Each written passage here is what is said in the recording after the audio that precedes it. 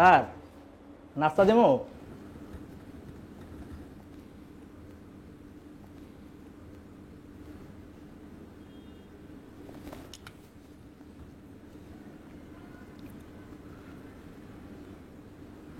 ইকরাম সাহেব আসছেন? যে না স্যার। ইকরাম সাহেব আসলে তুমি তাকে আমার রুমে আসতে বলবা। আচ্ছা স্যার। স্যার নাস্তা কি দিমু, খাইবেন এখন? না, শুধু এক কাপ চা।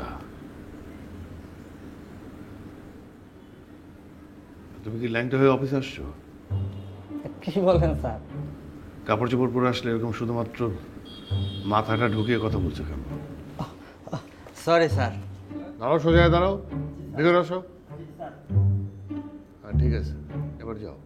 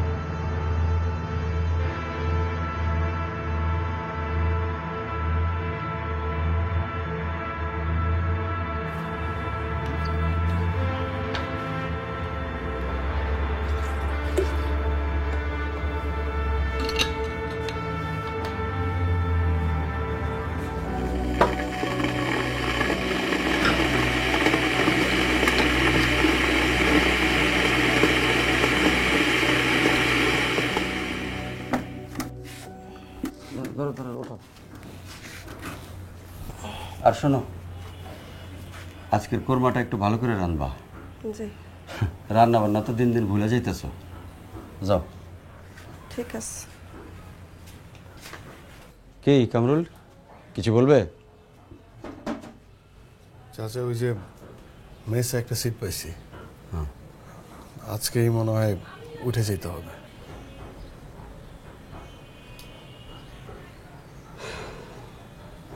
কিছু মনে করো না বাবা, আসলে একদম নিরুপায় হয়ে তোমার মেস খুঁজতে বলেছি। বুঝোই তো আমার সীমিত আয়ে সংসার চালানো খুব কঠিন হয়ে যাচ্ছে। না চাচা, আমি কিছু মনে করিনি। দেখি আরেকটা টিউশনের ব্যবস্থা করবো, তাহলে চালাই নিতে পারবো। 1 বছর তো রাখলেন, আর কত? অনেক করছেন, খালি দোয়া করেন দ্রুত যেন একটা চাকরি পাওয়া যায়। 1 বছর হয়ে গেল মাস্টার্স করছো। আসলে বেকারত্ব একটা বিশাল বড় অভিশাপ। চাচা, আমি তাহলে যাই, আজকে বাইরে হয়ে যাবো। হ্যাঁ হ্যাঁ হ্যাঁ, যাও। দোয়া করেন। আচ্ছা, আর শোনো, কোনো কিছু প্রয়োজন হলে একদম সংকোচ করো না, সোজা আমার কাছে চলে আসবে। ভাই ভাবি কত ভালো মানুষ ছিলেন, তারা আমাকে খুব আদর করতেন। আল্লাহ যে কেন এই ভালো মানুষগুলোর এত দ্রুত তার কাছে ডেকে নেয়। আচ্ছা বাবা, যাও যাও।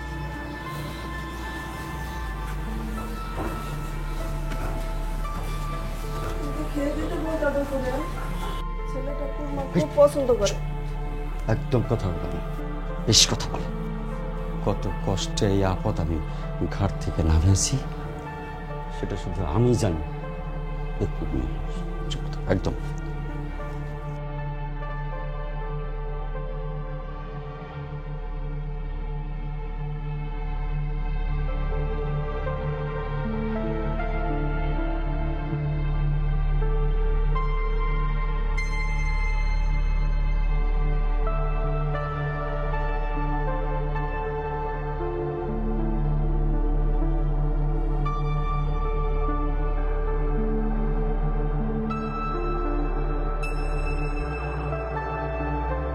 আসি।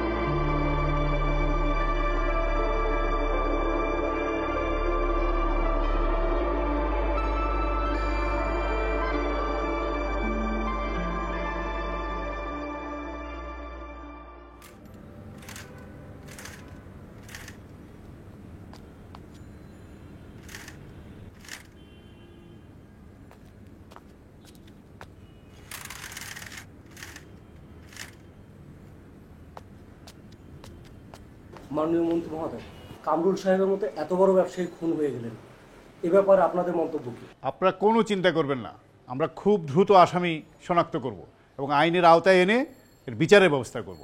ইকরাম সাহেব, কামরুল সাহেবের হত্যার সন্দেহভাজন হিসেবে আপনাকে অ্যারেস্ট করা হচ্ছে। অ্যারেস্ট করা হচ্ছে? আমি ঠিক বুঝতে পারছি না কি। আপনি থানায় চলুন, আপনাকে সব ওখানে গেলে বুঝবেন। আরে ফালতু কথা কেন বলছেন? আপনাকে অ্যারেস্ট করুন। মানে কি? আপনি চলুন, আরে ওখানে গেলে বুঝতে পারবেন। আমার কি দরকার? আমি তো বুঝতে পারছি। আরে আমি খুন করে নাই স্যার, আমি খুন করি নাই।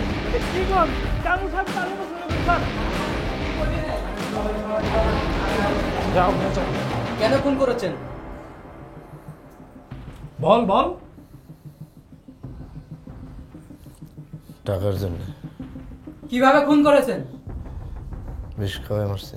ওনার মাথায় কিন্তু গুলির চিহ্ন পাওয়া গেছে। বিষ পয়লা বিষ খাওয়াইছি, তারপরে গুলি করছি। বিষে বিশ্বাস নাই, ভেজাল থাকতে পারে, চাইনিজ জিনিস।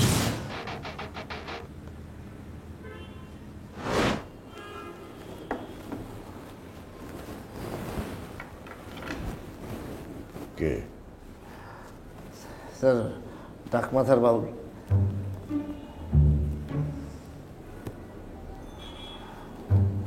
বাউল না বয়াতি? স্যার, অরিজিনাল বাউল। দুদিন আগে স্যার আপনি বলেছিলেন না যে মাথার চুল যদি বড় রাখে তাহলে নাকি চুল পড়ে যায়, তাহলে তো সব বাউলেরই টাক মাথা থাকার কথা। তারপর আবার আপনি আমাকে বললেন যে একজন ভালো দেখে একটা টাক মাথার বাউল খুঁজে নিয়ে আসেন। আমি অনেক খুঁজে নিয়ে আসছিলেন স্যার, মাথায় একটা চুলও নেই স্যার। দোতারা কেন? একতারা কই? স্যার ওই একই কথা স্যার, একতারা হচ্ছে দোতলায় স্যার ভালো স্যার। এই আঙ্কেল, বাউল আঙ্কেল, একটা ওই গান ধরেন, আমাকে শোনান বাউল গান।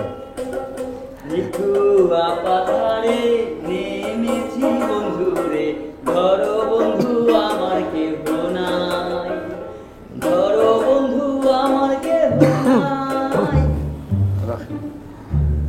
এই গান কি আপনার নিজের? যে না, এটা বাংলা সিনেমার বিখ্যাত গান। বাংলা সিনেমার গান? না গাইতে কি বাংলা সিনেমার গান গাওয়ার জন্য স্যার ভুলে বোধহয় ইয়ে হয়েছে। সে আবার অনেক ধরনের গান গাইতে হবে স্যার, হিন্দিও জানে স্যার। Public demand. আপনার গান খুব ভালো হয়েছে, আসেন বকশিস নিয়ে যান।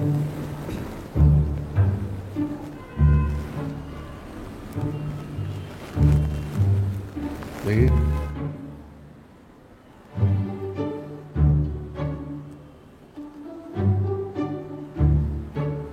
ইকরাম সাহেব, বসেন। মাথার শেভ খুব ভালো হয়েছে, শুধুমাত্র আপনার শেভটা ব্যবহার না করলেই ভালো হতো। আসবো স্যার? হ্যাঁ,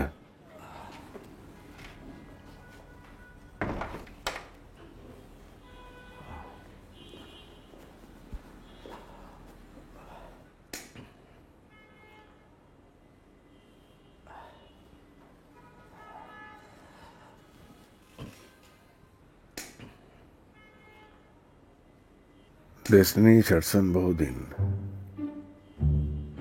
কিন্তু আপনার টাইটা ছাড়তে পারেন নাই। স্যার ওই প্রতিদিন সকালে আমি অফিসে আসার আগে আমার স্ত্রী নিজ হাতে আমাকে টাইটি পরিয়ে দেন, যে কারণে এই বিষয়টা আমার খুব ভালো লাগে। আমি ডেস্টিনি ছেড়েছি, কিন্তু ওই টাই ছাড়তে পারছি না। এটা এর রংটাও কি সে চুজ করে দেয়? জি না স্যার, আমি নিজেই চুজ করি। এরপর থেকে টায়ের রংটা তাকে দিয়েই চুজ করাবেন। ইকরাম সাহেব, স্যার। আপনার আমাকে একটা কাজ করে দিতে হবে। স্যার বলেন স্যার। অনেকগুলো সুইসাইড নোট আপনি আমার জন্য জোগাড় করে দেবেন। সমস্যা নেই, হয়ে যাবে স্যার। অথেন্টিক? জি স্যার, হয়ে যাবে। যেটা রিয়েল? জি স্যার। ঠিক আছে।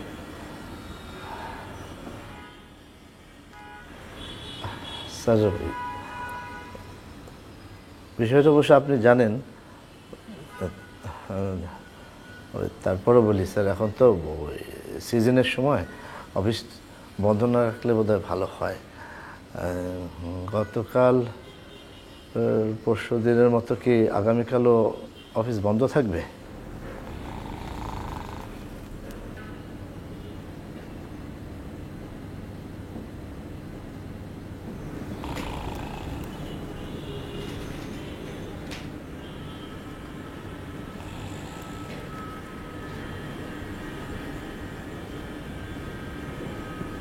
আজ মাসের কয় তারিখ সেই খেয়াল আছে তোমার?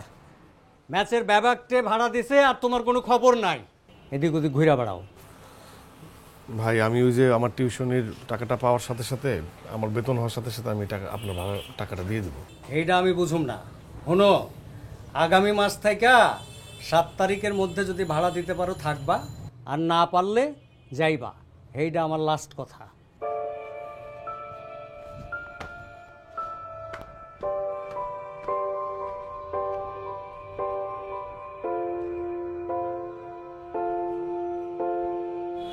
তুমি চাচা পাঠাইছে?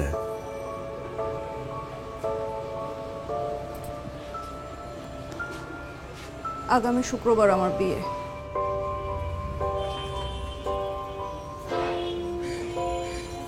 বিয়ে?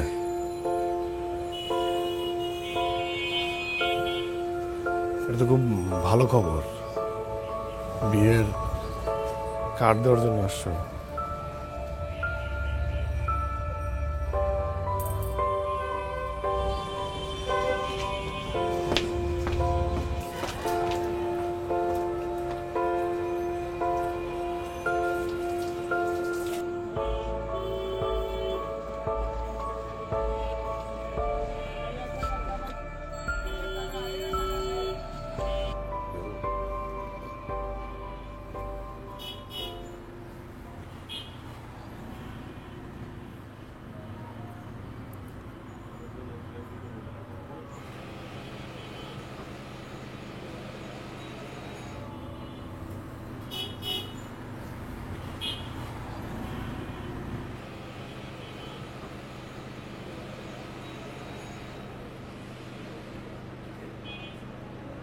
তোমরা খাওয়া দাওয়া করছো? খেয়ে ফেলছো? হ্যাঁ। লেখো, এটা লেখো, এটা এখন লেখো, MNOP।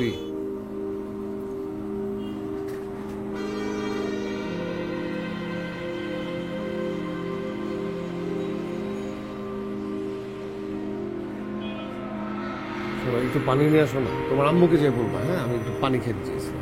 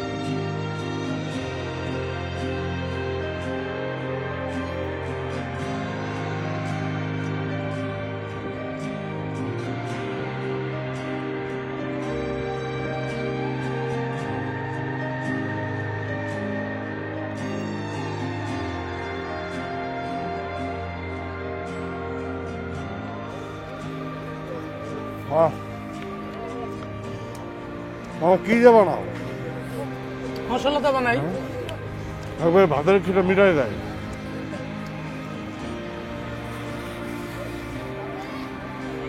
খান বাবা, আরাম করে খান, মজা করে খান।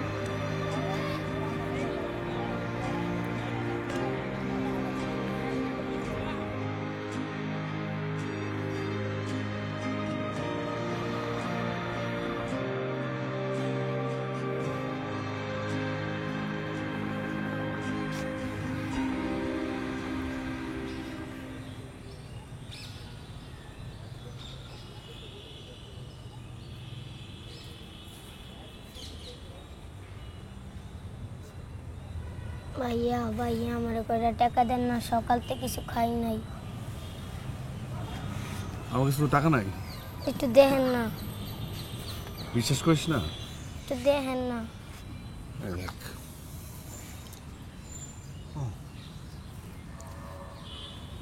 এটাও ফাঁকা। দেখ, আমার কোনো মানি ব্যাগও নাই, দেখছিস?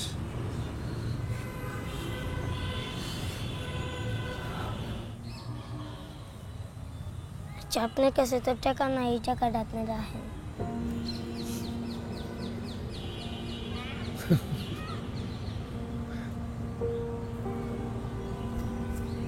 নাম কি তোর? আলিফ। আলিফ। বাপ মা আছে? না। কার কাছে থাকিস? চাচার কাছে। চাচা আমারে খুব মারে।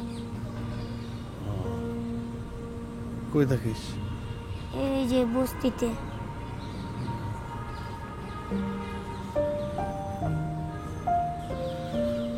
তুই কি জানিস তোর মন অনেক বড়? এই টাকাটা আমার লাগবে না, এটা তোর কাছে রাখ।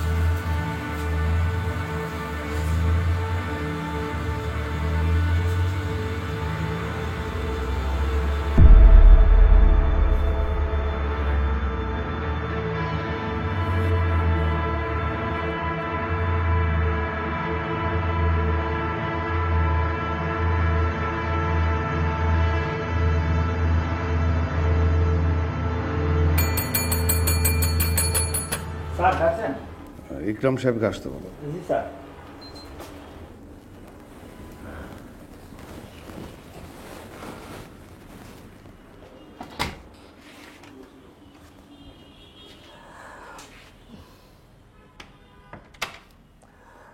স্যার ওই সুইসাইড লেটার রেডি করছে, আর কিছুক্ষণ সময় লাগবে স্যার। আপনি উকিল সাহেবকে অফিসে আসতে বলেন। জি স্যার। ওই উকিল সাহেবের জন্য আর কোনো ইনস্ট্রাকশন? হ্যাঁ, আমি আমার সমস্ত সম্পত্তির উইল করব, তাকে প্রিপারেশন নিয়ে আসতে বলবেন। ও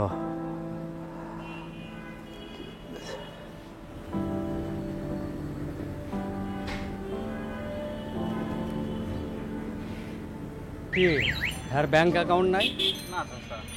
তাহলে বিকাশে পাঠায় দাও। হ্যাঁ, বিকাশে পাঠায় দাও, তাড়াতাড়ি পাঠায় দাও। ঠিক আছে? আচ্ছা আচ্ছা, দেরি করো না কিন্তু। নাম্বার দেবো, লিখে নাও।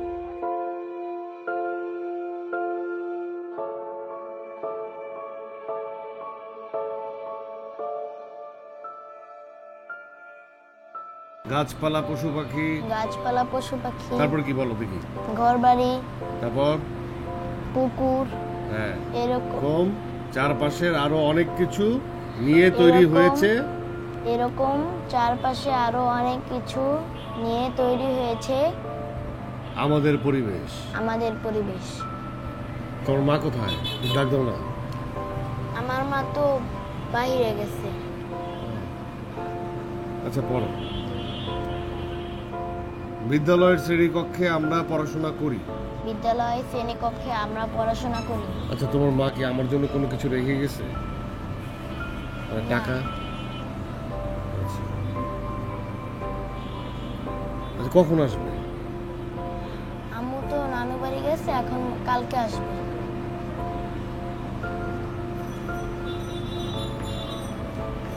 আচ্ছা, পড়ো। এখানে আছে টেবিল, চেয়ার, বেঞ্চ, দরজা, জানালা ইত্যাদি।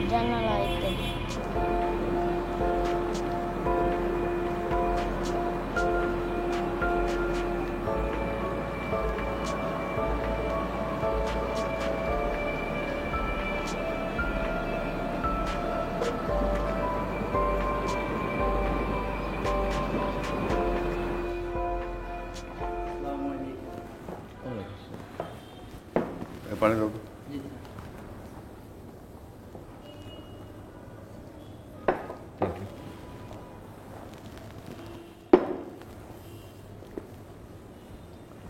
মিস্টার কামরুল, এটা কেমন will?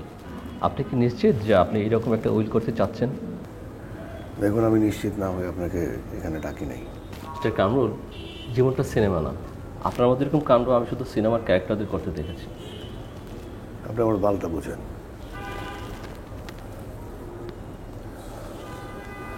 Sorry for the language, but অনেক আগের থেকে আমার জীবনটা খুব সিনেমাটিক।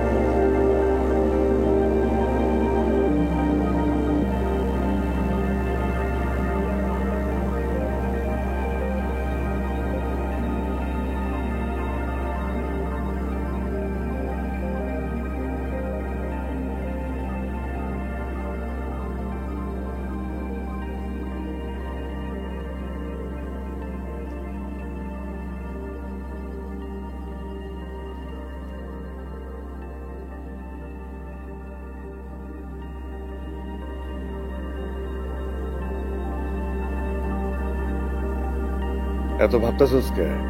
এই টাকা তোর ভাগ্যে ছিল, এই জন্যই তোর কাছে আসছে। আর তোর হাতে যদি না পড়তো টাকাটা, নিশ্চয়ই কোনো খারাপ মানুষের হাতে পড়তো টাকাটা। এত ভাববার দরকার নাই, যেটা আসার সেটা আসবে।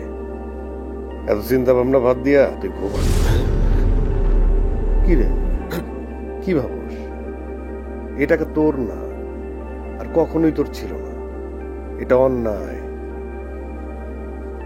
যেখানকার টাকা সেখানেই না হয় রেখে আসতে, আর নাইলে যা পুলিশের কাছে টাকাগুলো জমা দিয়ে আয়। আর ভুলেও কিন্তু এই টাকাগুলো রাখবি না।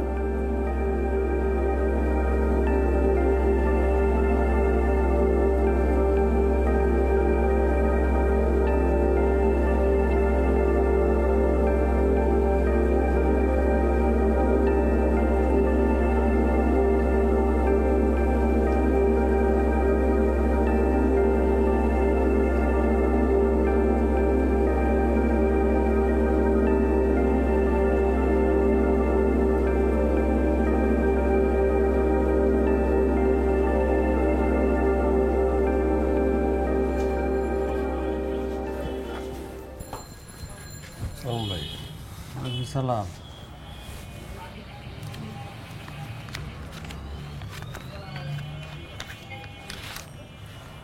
এই যে ভাই 4000 টাকা।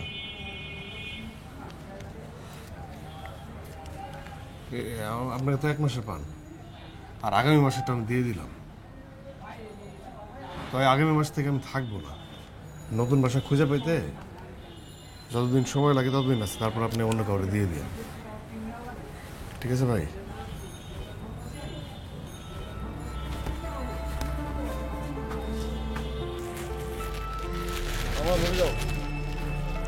দিতাছি।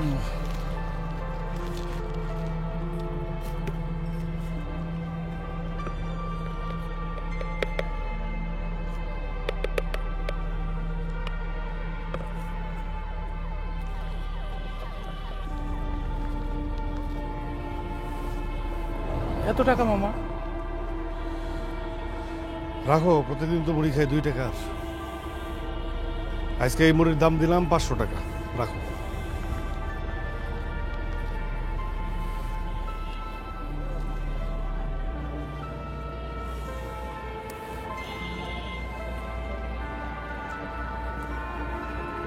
মুড়ি ভালো লাগতেছে নাকি? কেমনে কই মামা, প্রতিদিন যেমনে বানাই আজকে তো এমনি বানাইছি।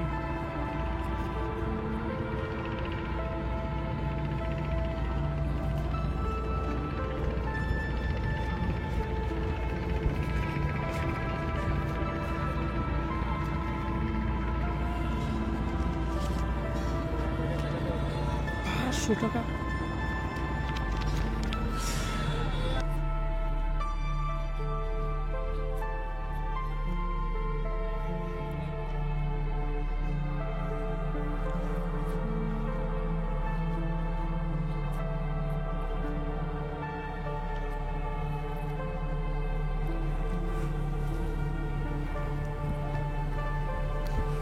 ভাইয়া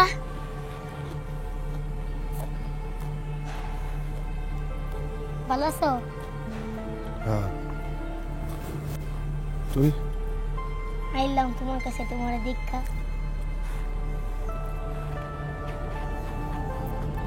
নেমরিকা,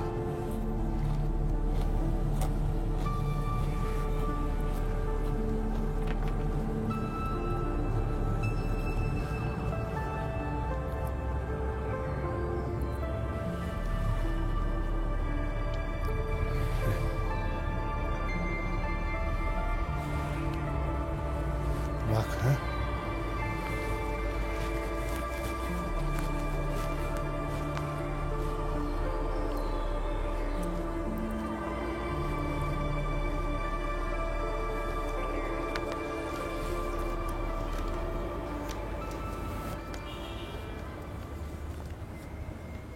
এত চিঠি কোথায় পেলেন? স্যার, অনেক কষ্ট করে জোগাড় করেছি। আপনার তো ধারণা আমি কিছুই পারি না। সব আসল? 100% আসল স্যার, মানে ফটোকপি। আর সাকসেস রেটও স্যার 90%। তবে যারা ওই বিষ খেয়ে আত্মহত্যা করতে যায় হ্যাঁ, তারা স্যার আসলে মরে না। মানে আজকাল বিষের প্রতি মানুষের আস্থা নেই, সবই নকল মনে করে। এই যেমন স্যার ওই ছেলেরা বাপের কাছে বায়না ধরে মোটর সাইকেলের জন্যে, বায়না ধরে তারপরে বিষ খায়। হ্যাঁ, কারণ কি স্যার? কারণ ওরা জানে যে বিষ খেয়ে মরার কোনো চান্স নেই। বিক্রম সাহেব, আপনি ইদানিং কথা একটু বেশি বলেন। স্যার কথা সত্য স্যার, ওই আমার স্ত্রীও তাই বলেন, বলে আমি নাকি অনেক বেশি কথা বলি। আসলে হয়েছে স্যার, আমি যে রাতের বেলা যখন ঘুমাতে যাই না, আমার ঘুম আসে না, তখন দিনের বেলা অনেক বেশি কথা বলি, বেশি বকি। সরি স্যার, আমি চেষ্টা করব যাতে আমার এত বেশি কথা বলতে না হয়।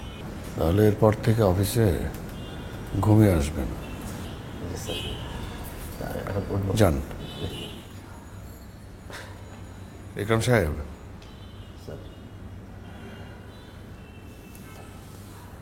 আপনাকে আরেকটা কাজ করতে হবে। স্যার স্যার 100টা কাজ দেন স্যার, আমি তো কাজ করতেই চাই স্যার। 174/4 পুরান ঢাকা, নাজিরা বাজার 1504। এখানে আলম সাহেব নামে একজন থাকে, ওনার খোঁজ খবর নেবেন। ধরে নিয়ে আসবো স্যার? না, খুঁজে বের করবেন। আপনি যে খোঁজ নেবেন সেটা জানি সে বুঝতে না পারে। যান।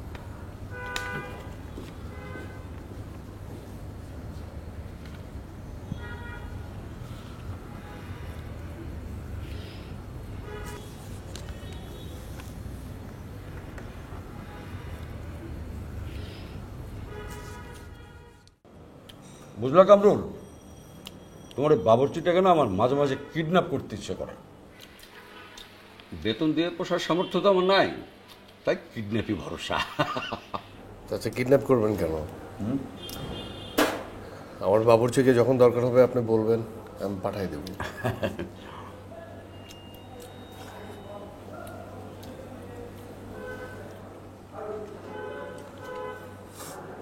হাফিজ আসলো না যে?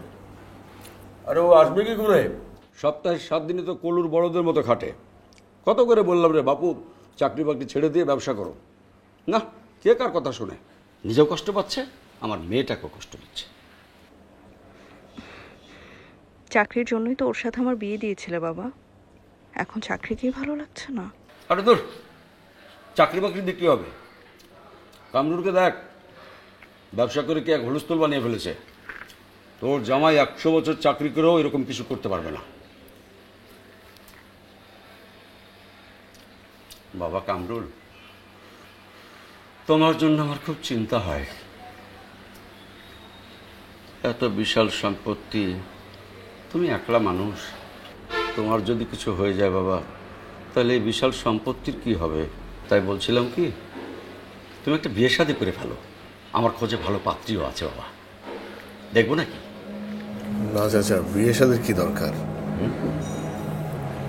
আপনারা আছেন না, আমার সম্পত্তি তো সব আপনাদেরই।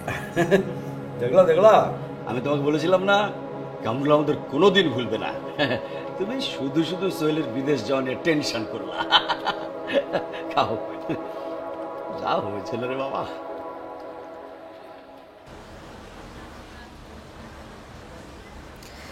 মনে আছে আগে বাবা আপনাকে আমার সাথে কথা বলতে দেখলেই ধমক দিত। ওই যে একদিন বাইরে ঝুম বৃষ্টি, আপনি তো চুপচুপা ভিজে বাসায় আসলেন অনেক দেরি করে। আমিও রাত পর্যন্ত খাবার নিয়ে আপনার জন্য অপেক্ষা করছিলাম। আর এইসব বাবা দেখে পরের দিন যে আমাকে কত বকাঝকা করলো। আর আজকে আপনি আমি একসাথে কত গল্প করছি, আড্ডা দিচ্ছি, চা খাচ্ছি, কিন্তু বাবার আজকে কোনো সমস্যা হচ্ছে না। নীলু, সময় বদলায়। সময় বদলালেও মানুষ বদলায় না। আচ্ছা, আপনার কি বাবার উপর একটু রাগ ওঠে না? আপনি প্রতি মাসে বাবাকে টাকা পাঠান কেন? এক সময় আমার কাছে কোনো টাকা ছিল না, তখন বারবার মনে হতো কোনো জাদু বলে যদি আমার কাছে অনেক টাকা চলে আসে। এখন আমার কাছে প্রচুর টাকা,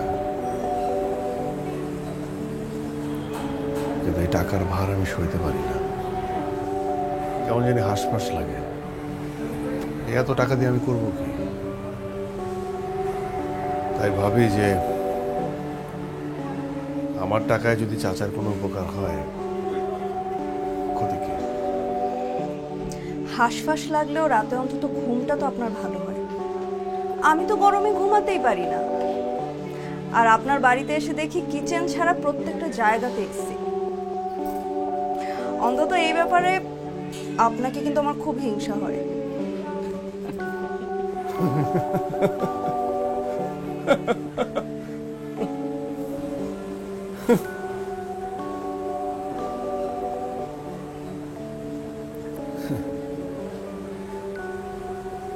গত 2 বছর ধরে ইনসোমিনিয়ায় ভুগছি। পৃথিবীর কোনো এসি আমাকে ঘুম পাড়াতে পারে না।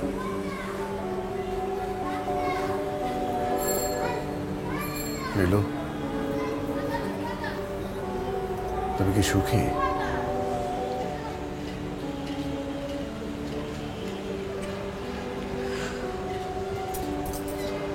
হ্যাঁ, অনেক সুখী।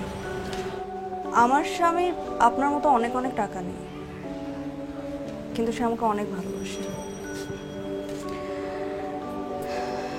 একজন স্বামীর কাছে এতটা ভালোবাসা পাওয়াটাও তো স্ত্রীর কাছে অনেক বড় সৌভাগ্যের ব্যাপার।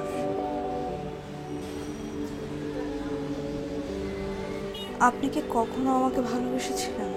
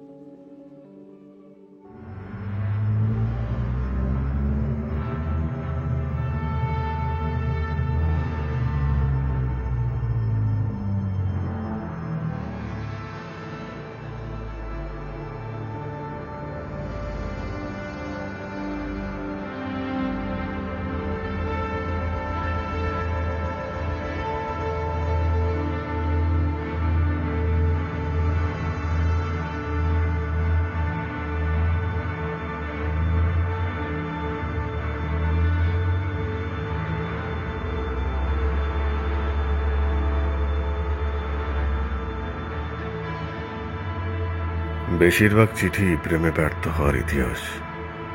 একটা চিঠি আছে ঢাকা মেডিকেলের এক ছাত্রীর, সে পরীক্ষায় ফেল করে আত্মহত্যা করেছে। একটা ক্লাস 10-এর মেয়ের চিঠি আছে, মা বকা দিয়েছে তাই অভিমান করে আত্মহত্যা করেছে। প্রিয় নায়কের অকাল মৃত্যুতে কষ্ট পেয়ে একজন তরুণ নিজ গলায় ফাঁস দিয়েছে।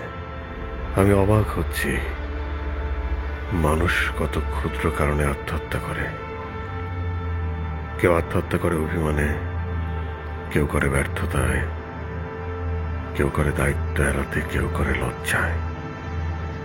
কিন্তু আপনার যদি নিজের প্রতি প্রচন্ড ঘৃণা সৃষ্টি হয়, তখন আপনি কি করবেন? গত 3 দিন ধরে আমি নিজেকে কোনোভাবেই সহ্য করতে পারছি না। 3 দিন আগে আমি এমন এক সত্য জানতে পেরেছি, যে সত্য আমার অস্তিত্বকে নাড়িয়ে দিয়েছে এত পরিমাণে যে এই অস্তিত্বকে আর টিকিয়ে রাখা সম্ভব হচ্ছে না। আমার বুকে নিজের জন্য এত ঘৃণা জমেছে যে সেখানে আর কোনো জায়গা বাকি নেই। আমার নিঃশ্বাস নিতে কষ্ট হচ্ছে, প্রচন্ড কষ্ট।